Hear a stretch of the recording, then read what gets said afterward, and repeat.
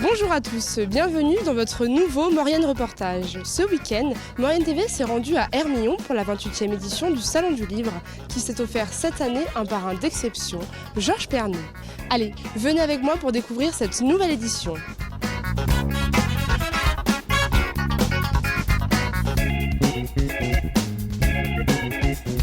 Bonjour Michel Froumillon, vous êtes le président de l'association Le Colporteur.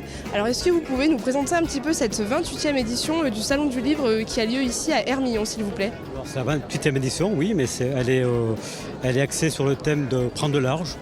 Donc vous avez pu voir les différentes animations, le parrain, Georges Pernou. Alors en bas, on a une super animation qui est autour de l'Antarctique, parce qu'on a eu des bonnes relations avec la base du Mont d'Urville, en Terre Adélie. Donc on a pu avoir des animations sur le thème, sur les manchots, sur la vie sur la base. Alors au niveau du salon, et combien compte-t-il d'auteurs aujourd'hui cette année? Alors là on a 45 auteurs à peu près entre samedi et dimanche. Donc il y en a qui seront là aujourd'hui, qui ne seront pas là demain, mais on a 45 auteurs au total. Alors donc il y a le salon ici avec Georges Pernou, le parrain indispensable de ce salon. Et puis il y a aussi diverses activités. On a un atelier origami à l'étage. Est-ce que vous pouvez nous présenter un petit peu toutes les activités qu'on peut trouver durant tout le week-end ici? Donc on a retrouvé vous avez retrouvé l'animation sur l'origami. On a eu des rencontres sur les vélos et les femmes au 19e siècle. Demain on va avoir la projection du film justement avec Georges Pernou sur la disparition de l'Espérance en Antarctique. Bonjour Georges Pernou, vous êtes le parrain de cette 28e édition du Salon du Livre d'Hermillon. Alors c'est la deuxième fois en assez peu de temps que vous venez en Maurienne. C'est toujours un immense honneur de vous accueillir ici chez nous. Alors pourquoi être venu ici au Salon du Livre cette année? Par amitié tout simplement. J'étais dans le village d'à côté l'année dernière avec le rédacteur en chef de Thalassa que j'avais emmené là, qui était de ce village. Alors ici vous avez, on va dire un petit peu deux casquettes au Salon du Livre d'Hermillon. Vous présentez votre livre qui est ici et puis aussi demain vous présentez des images d'un film d'exception, c'est ça hein? Alors c'est pas nous qui l'avons tourné, hein, c'est un document que j'ai acheté à la BBC il y a 2000 ans, je plaisante. C'est un bateau qui sombre dans l'Antarctique. C'est une expédition qui a été mangée, happée par la glace et on voit, le caméraman n'a pas quitté son terrain. Il est à quelques mètres du bateau, il a tout filmé, le bateau est complètement mangé par la glace. C'est une image assez forte. Or, il faut se rappeler qu'un caméraman à l'époque, il n'avait pas de batterie, il n'avait pas tout ça, il tournait avec une régularité pour que tout soit parfait. Et c'est un document parfait et difficile à voir parce qu'il se trouve qu'il était là, parce qu'il faisait partie de l'expédition. Et vous présentez aussi votre livre, alors votre livre Bon Vent, donc est-ce que vous pouvez nous en parler un petit peu de ce livre? Alors je vais vous en parler à l'envers. Quand sont arrivés les 40 ans de Thalassa, tous les éditeurs m'ont appelé pour faire un livre sur la télé. Et j'ai dit mais moi j'ai pas du tout l'intention de faire un livre sur la télé. Je travaille à la télévision, ok, mais c'est pas ça qui m'intéressait. Donc j'aurais dit non. Et puis un jour, il y a un jeune journaliste, qui était jeune journaliste quand j'étais jeune caméraman, qui est devenu éditeur. Et il est venu me voir, il s'appelle Renaud Delourme, il a une maison d'édition. Il me dit non, moi, là, je veux pas quelque chose sur la télé. Moi, je veux ton parcours, je le connais, on se connaît depuis le début. Je dis bon, allez, on y va. Et puis voilà. Donc je raconte toutes les bêtises que j'ai faites. J'ai été un mauvais élève, mais j'ai quand même réussi. Donc je suis content. Et ma famille aussi. Donc j'étais passionné par ça, je voulais faire de la caméra, j'ai fait de la photo d'abord, mais ça ne me suffisait pas, je voulais faire de la caméra. Voilà, pour moi c'est le plus beau métier du monde. Ah bah je peux pas vous dire le contraire, j'adore mon métier, voilà. Merci beaucoup et puis bon salon, on vous souhaite de beaux jours ici en Maurienne et merci encore de venir parmi nous, merci beaucoup. C'est moi. Bonjour Claude Marteller, vous êtes l'auteur du livre Coup de cœur de ce salon. Alors est-ce que vous pouvez nous présenter un petit peu votre ouvrage s'il vous plaît? Oui, alors à Tire-Dalle, c'est un livre dont le propos est l'émancipation féminine à travers la bicyclette dans l'histoire. Et puis j'ai voulu aussi montrer à travers 32 portraits de femmes actuelles combien le vélo était quelque chose qui était très important pour l'émancipation féminine.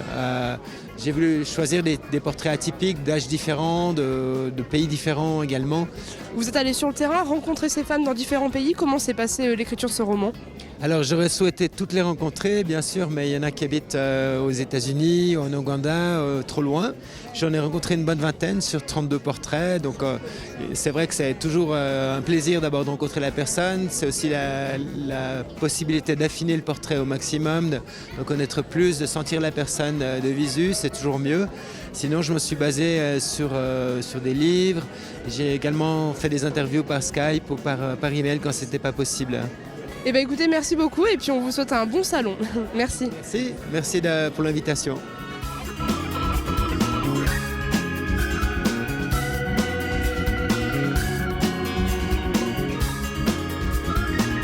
Bonjour Hervé Kuhn, vous êtes l'écrivain de la BD Là-haut sur la montagne. Donc vous avez réalisé pour l'instant 2 tomes. Est-ce que vous pouvez nous présenter un petit peu cette bande dessinée ?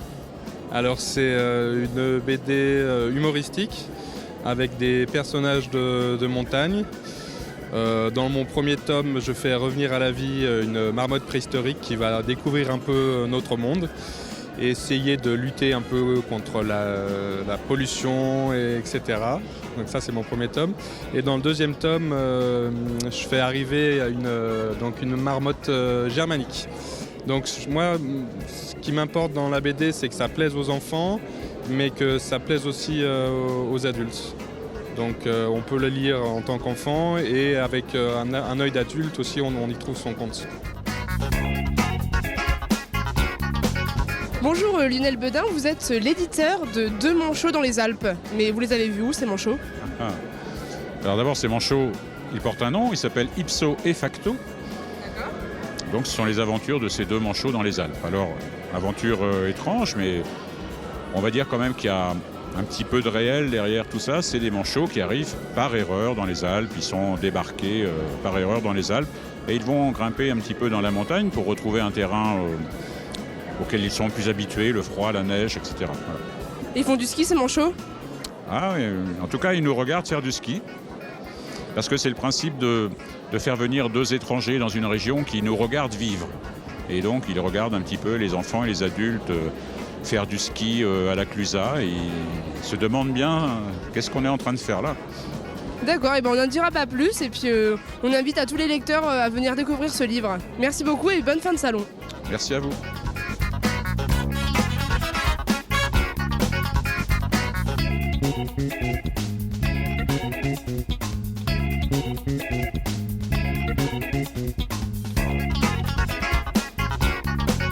Alors cette année un nouveau livre, on peut dire 100% Mauriennais ? On peut le dire, si on accepte le papier, parce qu'il n'y a pas de papeterie en Maurienne, mais l'auteur, l'idée initiale de mon arrière-grand-père, de Villard-Gondran, l'auteur que j'ai repris, voilà, l'illustrateur Jim Palfroy, l'imprimeur, l'imprimerie Salomon, effectivement, oui, un produit presque 100% mauriennais. Eh ben on est fiers de ce produit mauriennais. Qu'est-ce que raconte cette histoire d'ailleurs ? C'est assez incroyable. Enfin, déjà, c'est l'histoire qui est incroyable. C'est quand j'ai découvert le document sur lequel mon arrière-grand-père avait écrit une fable. Donc voilà, j'ai pris beaucoup de plaisir à réécrire parce que l'écriture était quand même un peu sommaire, basique, disons. Donc je l'ai réécrit, je l'ai étoffé, j'ai complété l'histoire et j'ai pris beaucoup de plaisir à collaborer avec mon arrière-grand-père. D'ailleurs, je l'ai invité à venir, mais il n'a pas pu se rendre disponible, il avait mieux à faire. Donc, Bah écoutez, merci beaucoup Yves et puis bon salon. Merci beaucoup Cindy. À l'année prochaine. Peut-être. Un nouveau livre ? Dans les cartons, il y en a un, oui. Donc on verra ça l'année prochaine. Super, merci beaucoup Yves.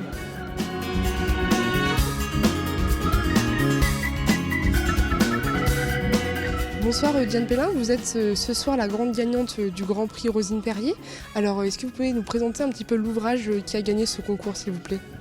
Donc Même les pêcheurs ont le mal de mer, c'est un roman qui se passe sur une île que je ne nomme pas, qui se trouve, on va dire, c'est une île des Canaries.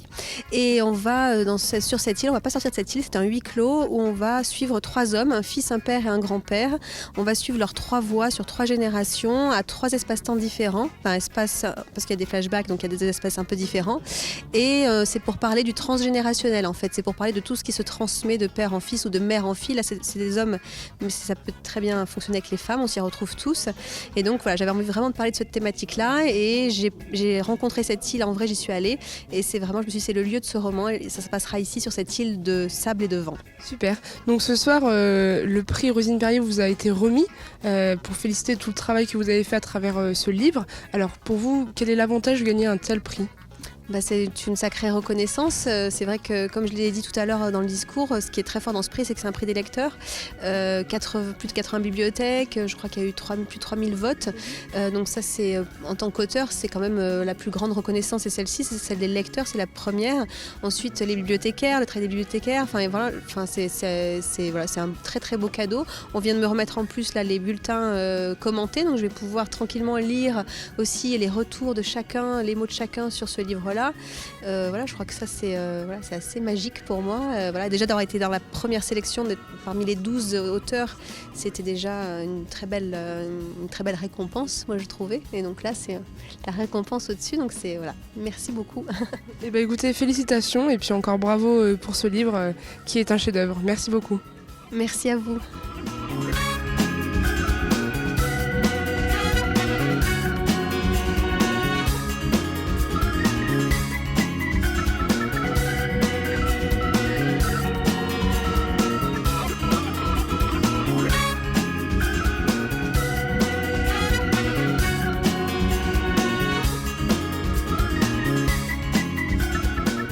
La 28e édition du Salon du Livre d'Hermillon est maintenant terminée.